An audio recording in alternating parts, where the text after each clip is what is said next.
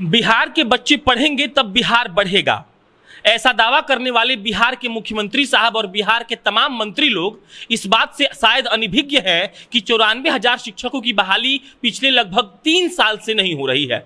उनका merit list बन गया है, उन्होंने एग्जाम दिया था, वो पास हो गए हैं, उन्होंने अपना डॉक्यूमेंट जमा कर दिया है, लेकिन सरकार बीच में कभी कोर्ट का अड़ंगा लगाती है तो कभी लापरवाही करती है और कभी कोरोना के मद्देनजर ये कह देती है कि हम आपका बहाली नहीं करेंगे। बिहार के नियोजित शिक्षक, पता नहीं नियोजित शिक्षक कहना सही है या गलत, ये सब काम करते हैं, गिनती करते हैं, अंडा लाते हैं, पढ़ाने के सिवा सारी काम सरकारें उनसे करवाती हैं।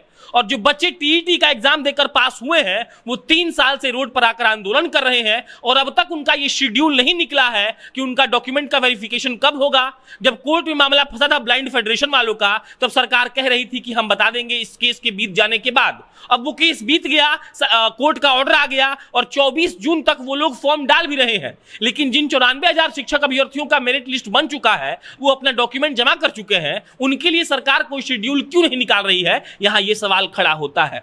और इसी पर बातचीत करने के लिए हमारे पास 2 शिक्षक साथी हैं जो मेरिट लिस्ट में आने के बावजूद 3.5 साल से बेरोजगार हैं और कह रहे हैं कि बिहार सरकार पता नहीं क्या चाहती है। अब नमस्कार, मेरा नाम प्रशांत राय है और आप जनता जंक्शन का विशेष सीरीज नियोजित शिक्षक देख रहे हैं और शायद आज 36वां एपिसोड हम नियोजित शिक्षकों पर कर रहे हैं। बगल में सौरभ बैठे हैं। तो ब्लाइंड फेडरेशन का केस चल रहा था, सरकार बोल रही थी कि जब वो केस बीत जाएगा तो बहाली करेंगे। अब वो केस का रिजल्ट आ गया, अब क्या हो रहा है? केस का जब रिजल्ट आया था, उससे मतलब आने वाला था, उससे पहले ही माननीय शिक्षा मंत्री ने बोला था कि 15 दिनों के अंदर हम लोग ये बहाली को कंप्लीट करने के स्थिति में है। रिजल्ट आने के बाद? हाँ, रिजल्ट से पहले ही बोला था उन्होंने कि रिजल्ट आएगा तो हम 15 दिनों के अंदर इस बहाली को, मतलब रिजल्ट के आते आते हम 15 दिन में कर देंगे सब कुछ। हाँ, रिजल्ट आएगा और हम 15 दिन में बहाली को पूर्ण करने की स्थिति में है। उसके बाद रिजल्ट आया, लेकिन रिजल्ट थोड़ा सा ऐसा आया कि जिसमें बोला गया कि ब्लाइंड फेडरेशन के अभ्यर्थियों को 15 दिन आवेदन करने का मौका दिया जाएगा, फॉर्म डालने का। हाँ, फॉर्म डालने का आवेदन मौका दिया गया उनको। लेकिन अब दिक्कत यह है कि विभाग उनके आवेदन तक का तो शेड्यूल जारी कर दिया है, लेकिन उसके आगे का शेड्यूल जारी कर ही नहीं रहा है। पहले भी स्थिति यही था, जो विभाग 2020 से अगस्त 2020 से बोलती आ रही है कि अब हम काउंसलिंग करवाएंगे, अब काउंसलिंग का शेड्यूल आएगा, जल्द काउंसलिंग का शेड्यूल आएगा, शीघ्र काउंसलिंग का शेड्यूल आएगा। ये शब्द सुन के हम लोग 6 महीने से थक गए हैं, लेकिन आज तक कोई शेड्यूल आया ही नहीं है। कोर्ट ने ऑर्डर किया कि ब्लाइंड फेडरेशन को 15 दिन का मोहलत दिया जाए फॉर्म डालने के लिए। फॉर्म डालने का मोहलत दे दिया गया है। 24 जून को मोहलत खत्म हो जाएगा। आप ये कह रहे हैं कि उनका तो फॉर्म डल रहा है, आपका तो सब कुछ जमा है, तो आपका शेड्यूल क्यों नहीं निकल रहा है? राइट, इस पे क्या है? देखिए, इसमें स्थिति विभाग अभी स्पष्ट कुछ कर ही नहीं रही है। माननीय शिक्षा मंत्री जी आकर के जब कोर्ट का आदेश नहीं आया था, जब ब्लाइंड फेडरेशन केस का मैटर सॉल्व नहीं हुआ था, तो वो इंटरव्यू देते थे चैनल पे, तो बोलते थे कि हम, मेरा विभाग जो है एक्टिव मूड में है, जैसे ही कोर्ट का आदेश आएगा हम 1 सप्ताह 15 दिन के अंदर शिक्षकों को नियुक्ति पत्र देने के लिए तैयार हैं। लेकिन नियुक्ति पत्र क्या, कि हम लोग क्या उम्मीद करें विभाग से कि 15 दिन का समय बीत गया है, अभी तक हम लोग का काउंसलिंग का पूर्ण शेड्यूल जारी नहीं हुआ है। इससे हम लोग 94,000 अभ्यर्थियों के अंदर काफ़ी घोर निराशा उत्पन्न हो रही है। अगर विभाग बहाली करना चाहती है, उनके मन में है कि हम बिहार के बेरोजगारी को दूर करें और 94,000 अभ्यर्थियों के हित में काम करना चाहती है, तो मैं ये आपके चैनल के माध्यम से मैं शिक्षा विभाग को और माननीय शिक्षा मंत्री जी से ये कहना चाहती हूँ कि आप इमीडिएट काउंसलिंग का शेड्यूल जारी करें, क्योंकि बिहार एक ऐसा राज्य है जहाँ हर साल बाढ़ की विभीषिका भी बिहार को तबाह करती है। और हमारे यहाँ जिस तरह से अभी मौसम की स्थिति चल रही है, कुछ दिनों में बाढ़ की विभीषिका भी तबाह करेगी, तो फिर आपके पास एक बहाना बन जाएगा कि बाढ़ की स्थिति है, हम काउंसलिंग कैसे कराएं। बिहार में 38 जिला से अभ्यर्थी फॉर्म भरे हैं, 38 जिला में बाढ़ की स्थिति उत्पन्न होती है, तो फिर आपके पास एक न एक बहाना बनेगा।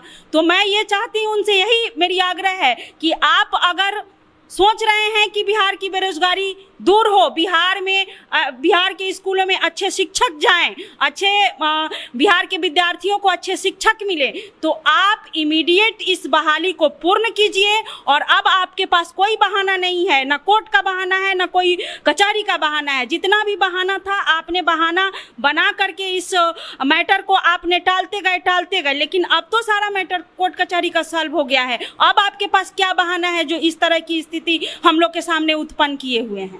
जब भी हम सौरभ के साथ बैठते हैं तो हमको मतलब बहुत बार ये लाइन बोल चुके हैं।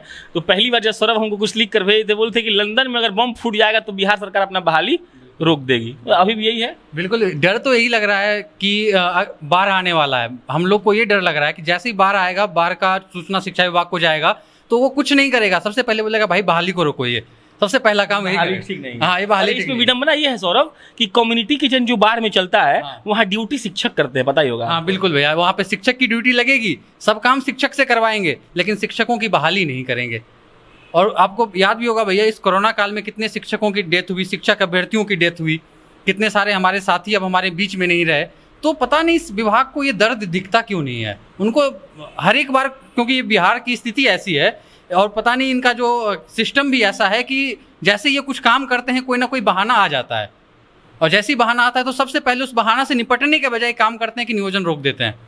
तो सबसे पहला कोई एक्शन नहीं आता है, बोलते हैं इनका बहाली पर रोकिए, फिर बात करते हैं। हाँ, फिर बात करते हैं। तो सबसे स्थिति यही दिक्कत लगती है, सबको डर इसी बात का है कि भाई बाढ़ आने वाला है और ये इनका अगर भूकंप भी आएगा, अगर नॉर्मल भूकंप भी है, कोई हताहत भी नहीं होगा, तो मुझे लगता है कि उस भूकंप के डर से बहाली रुक जाएगा।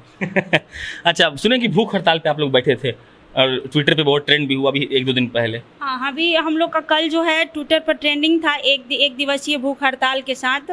हम लोग जितने सारे अभ्यर्थी हैं, क्योंकि अभी कोरोना का प्रोटोकॉल भी चल रहा है ना, तो इसमें हम लोग तो कुछ कर नहीं सकते हैं। हम लोग करेंगे तो शायद नया नियम आया ना कि जो वो प्रदर्शन करेगा उसको नौकरी नहीं मिलेगा, ऐसा भी तो है। हाँ, ऐसा नियम हम लोग का जो आंदोलन गर्दन विभाग में हुआ था, आंदोलन जिस दिन खत्म हुआ उसके अगले दिन ये नियम लगा दिया गया कि अब जो भी लोग आंदोलन करेंगे और जो भी हल्का भी सरकारी संपत्ति का नुकसान होगा तो उनका कैरेक्टर सर्टिफिकेट बिगाड़ दिया जाएगा, और पूरी तरह से पुलिस डिपार्टमेंट को ये सौंप दिया गया है। भूख हड़ताल का क्या कॉन्सेप्ट था? भूख हड़ताल हम फर्क पड़ता है भूख हड़ताल से सरकार को? जी सरकार हम भूखे, तो नीतीश जी को क्या मतलब है, उनको तो समझा देंगे, समझ जाते हैं। मैं उनको ये बताना चाहता हूँ कि आप जो प्रताड़ना दे रहे हैं शिक्षक अभ्यर्थियों को 3 साल से, वो हम चाहते हैं कि नीतीश जी को भी अभ्यर्थियों का दर्द महसूस हो।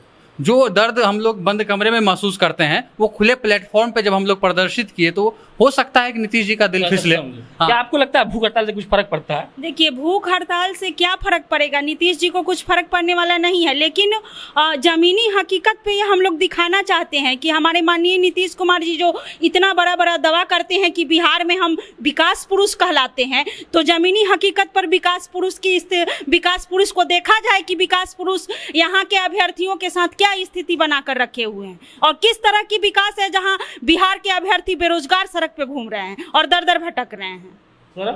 क्या आशा है, कब तक होगा? भैया सबसे एक बात यहाँ पे समझने वाली है कि जब हम लोग का नियोजन का जब आदेश जो है पटना उच्च न्यायालय ने पारित किया था, उसके बाद तमाम पोस्टरों पे जितना भी पोस्टर रिलीज हुआ, जदयू का, बीजेपी का, तमाम पोस्टरों पे हम 1.25 लाख नियोजन करने जा रहे हैं, 1.25 लाख बहाली होने जा रही है। बिहार में बेरोजगारों को अच्छा मौका हम देने जा रहे हैं, रोजगार का अवसर देने जा रहे हैं। पोस्टरों में तो हम लोग आ जाते हैं, पोस्टर और विज्ञापन में हम लोग की बहाली 3 साल से मेल पता नहीं कितनी बार करवा चुके हैं नीतीश कुमार जी और बीजेपी भी, लेकिन आज तक हकीकत में बहाली नहीं हो पाई है। और उम्मीद जो है, अभी भी मुझे डर इस बात का लग रहा है कहीं फिर अभी तक शेड्यूल जारी नहीं किए, आगे का क्या प्लान है, क्या स्ट्रेटजी है उनका, किस तरह काउंसलिंग करवाने जा रहे हैं। और अब तो मुश्किल से 2 से 3 दिन बचा है, तो पता ही नहीं है कि इनको क्या करना है, नहीं करना है, कुछ आगे का शेड्यूल दे नहीं रहे हैं। अभी रुकावट नहीं है, कोर्ट वाला मामला क्लियर हो गया, आपका कोई केस नहीं है, उनका 15 दिन को टाइम मिल गया उनको। हाँ। तो अब आप लोग ये चाहते हैं कि शेड्यूल जारी हो और आप लोग का डॉक्यूमेंट वेरिफिकेशन हो कि आपको नियुक्ति पत्र मिले, शॉर्ट शेड्यूल जारी किया जाए, क्योंकि ये बहाली इतनी बार कोर्ट में फंसी है। तो विभाग से हम लोग यही मांग करते हैं और उम्मीद भी रखते हैं कि इतना छोटा शेड्यूल जारी किया जाए कि जल्द से जल्द काउंसलिंग करवा के नियुक्ति पत्र वितरण कर दिया जाए। चलिए, ये सौरभ थे, आपका नाम क्या था मैडम? मुन्नी शुक्ला। ये शुक्ला जी थी। और बाकी बस यही टिप्पणी रहेगी कि अगर हम चाहते हैं कि कोई राज्य बेहतर तरीके से आगे बढ़ सके तो उस राज्य की शिक्षा व्यवस्था का बढ़िया होना बहुत जरूरी है। और शिक्षा व्यवस्था का पूरा दारोमदार किसी भी राज्य का, किसी भी देश का, वहाँ के शिक्षकों पर डिपेंड करता है। और पहले जैसे शिक्षकों की बहाली होती थी अब वैसे नहीं होती है। अब ये लोग एग्जाम पास करते हैं, उनके बाद ये मतलब मेरिट लिस्ट में आने के बाद इनकी बहाली होती है। और मेरिट लिस्ट में आने के बाद अगर आप 3 साल तक, 3 साल हो गया ना जी, 3 साल तक अगर किसी को आप रोक के रखते हैं तो ये दिखाता है कि आप चाहते हैं कि शिक्षा व्यवस्था आपके राज्य का चौपट ही रहे। और अगर आप ऐसा नहीं चाहते हैं तो अब तो कोई केस नहीं है नीतीश जी और माननीय शिक्षा मंत्री जी, तो कम से कम इनका शेड्यूल निकाला जाए, इनका डॉक्यूमेंट वेरिफिकेशन हो और इनको नियुक्ति पत्र दे दीजिए ताकि ये लोग जाके अपना बढ़िया से काम करते रहें। बाकी काम आप लोग इनसे क्या लेते हैं ये भी पूरा जग जाहिर है, लेकिन फिर भी कम से कम बेरोजगारी के माध्यम से, बेरोजगारी के वास्ते ही सही और बच्चों को अच्छी शिक्षा के लिए ही अगर आप नियुक्ति कर देंगे तो 94,000 शिक्षक आपके लिए कभी ना कभी कुछ अच्छा ही करेंगे। मेरा नाम प्रशांत राय है, आप जनता जंक्शन देख रहे थे। बहुत बहुत धन्यवाद।